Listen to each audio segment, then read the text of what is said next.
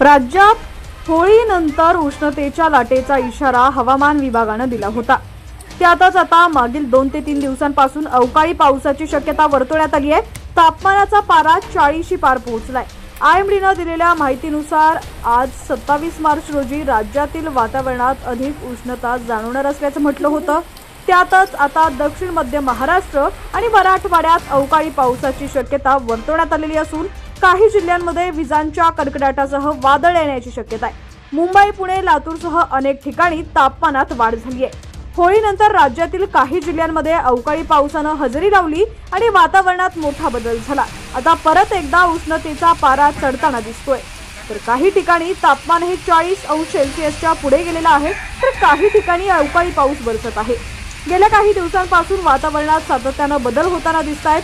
होळीच्या अगोदरच दोनदा हवामान खात्याकडून उष्णतेच्या लाटेचा इशारा देण्यात आला। बुधवारपेक्षा आजच्या वातावरणात उष्णता आणि उकाडा अधिक जाणवला। दक्षिण मध्य महाराष्ट्र आणि मराठवाड्यातील काही जिल्ह्यांमध्ये तुरळक ठिकाणी विजांच्या कडकडाटासह वादळ आणि हलक्या ते मध्यम स्वरूपाच्या पावसाचा अंदाज वर्तवण्यात आलाय।